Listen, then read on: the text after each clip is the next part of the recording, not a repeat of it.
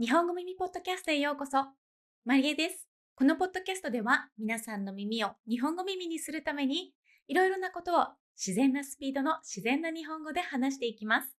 今日はもう4月になるので、やっぱりこの話をしないとということで桜の話をします。日本語耳ポッドキャスト。どうですか皆さん、元気ですか？もう4月になりましたね。ついこの間、2026年が始まったかと思いきや、もう4月になっています。そして私はやっぱり毎年この時期になると、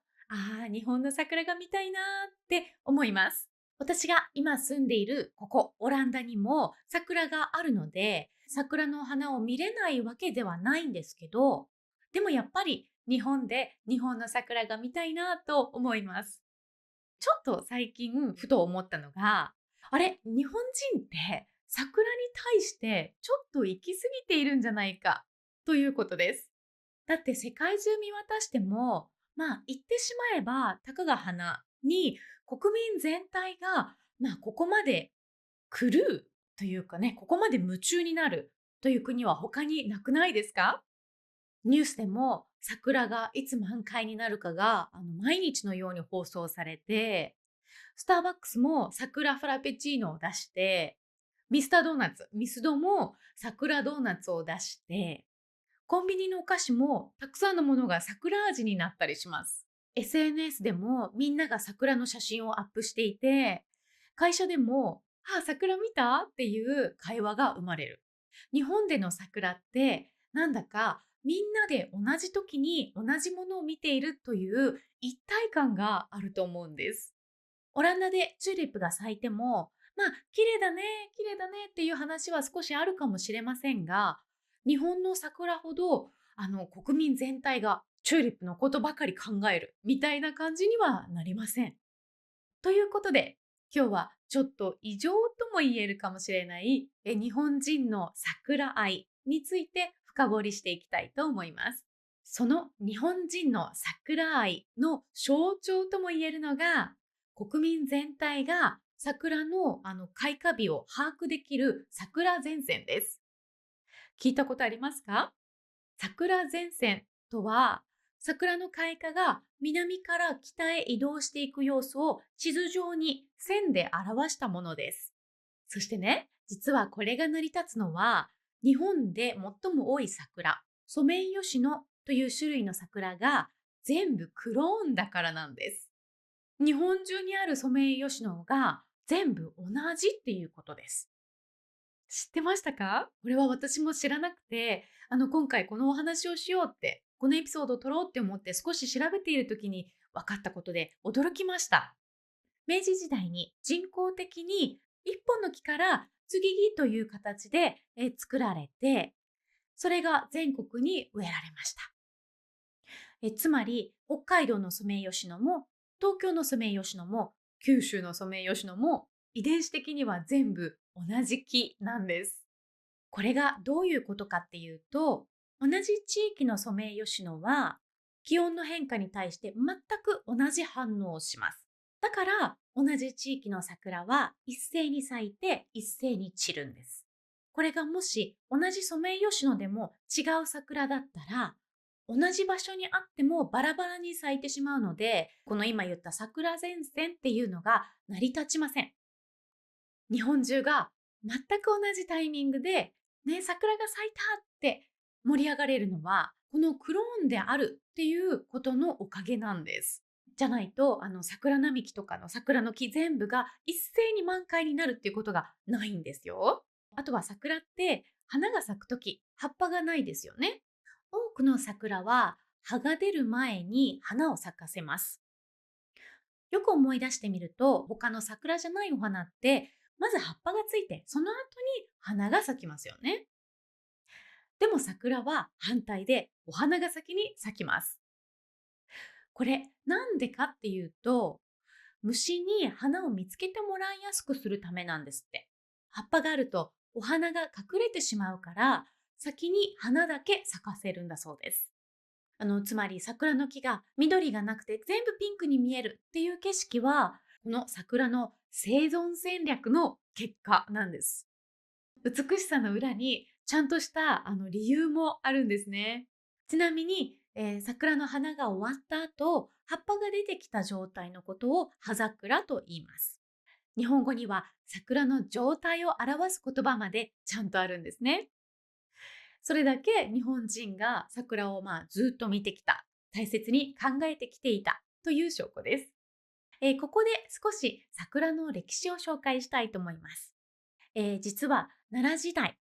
つまり今から1300年くらい前は、花といえば桜ではなくて梅だったんです。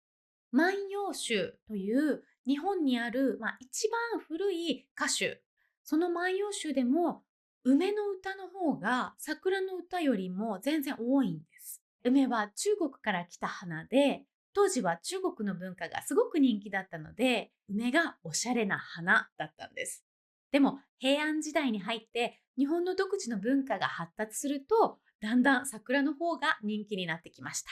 有名なその平安時代の、小説「源氏物語」にも桜が登場して、桜は日本人の美意識の中心になっていきました。そこから時代がちょっと進んで、安土桃山時代という時代には、豊臣秀吉が開いた醍醐の花見というのがありました。大勢の人を集めて、ものすごく豪華なお花見をした。これは自分の権力を表すためのイベントだったとも言われています。そして江戸時代。これまでは貴族や武士のものだったお花見というのが、ここでようやく庶民のものになります。八代将軍徳川吉宗が東京にある隅田川沿いにたくさん桜の木を植えて、人々が楽しめるようにしました。しかもその桜を植えた理由は、人々が楽しめるようにっていうことだけではなくて、当時その隅田川は増水しやすく被害を及ぼすことがあったので、水に負けない強い堤防を作るためという理由もあったそうです。どういうことかっていうと、桜の木がね、たくさんあれば、桜が咲く時期にはそこに大勢の人たちが集まりますよね。その集まった人たちが土手を歩くことで、地面が踏み固められて洪水に強い堤防になるというわけです。だから今でも隅田川沿いには1000本以上の桜があって、綺麗な桜並木になってるんですね。そんな江戸時代から現在とほとんど変わらないようなお花見が始まりました。お酒を持って、お弁当を持って、桜の下でみんなで、飲んで、騒ぐ、ね、そういうお花見。江戸時代から私たちは毎年春にほとんど同じスタイルでお花見をやり続けてるんです。すごいですよね。江戸時代からほとんど同じことをやっているんです。ね、江戸時代からほとんど変わっていないということに、私はちょっとびっくりしました。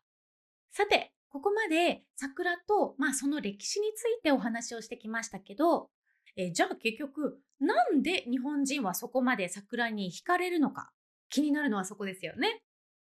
私的には2つ理由があると思います。日本人が桜が大好きな理由1つ目、人生の節目にはいつも桜が咲いていること。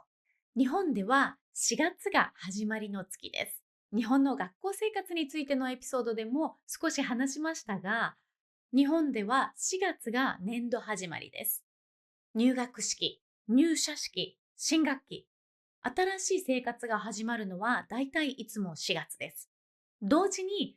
3月は別れの月です。卒業式だったり、転勤、引っ越しなど、こういうことは3月に起こります。つまり、桜が咲く時期は、別れと始まりが同時に起きる時期なんです。だから桜を見ると、日本人は自動的にいろいろなことを思い出すんじゃないかと思います。例えば、小学校の入学式。お母さんと手をつないで歩いた道は桜並木だったこと。高校の卒業式。友達と制服で最後に撮った写真にも桜が写っていたこと。新しい会社に初めて行った日。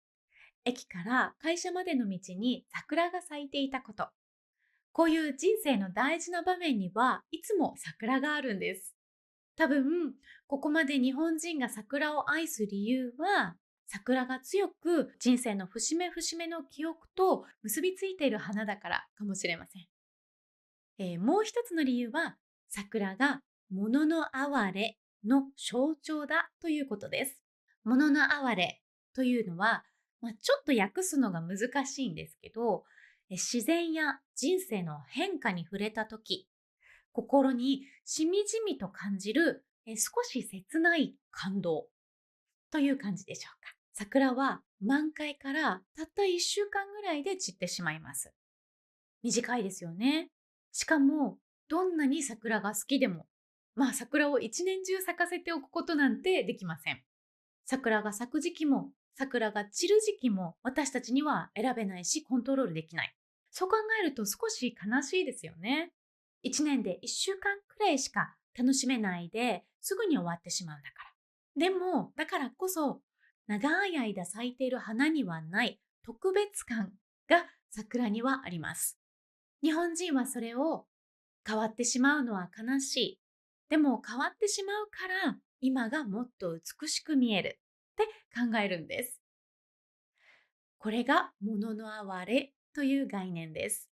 先ほどちらっと出てきた、源氏物語でも桜の儚さと人間の恋愛や人生の儚さが重ねて描かれています。恋も人生も桜と同じように、どんなに好きでもどんなに願っても自分ではコントロールできないことがたくさんありますよね。でもコントロールできないからこそその美しさが増すし、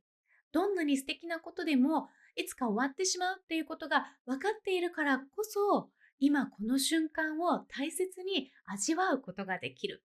古くから自然と共に生きてきて、たくさんの自然災害にも見舞われて、自然の姿をそのまま、ありのまま受け入れるしかないっていうことをたくさん経験してきた日本人ならではの感覚かもしれません。桜を見ながら日本人は無意識に人生も同じだなぁと考えてるんです。桜の下でお酒を飲んでワイワイやっている時にはそんな難しいことはね考えてないかもしれません。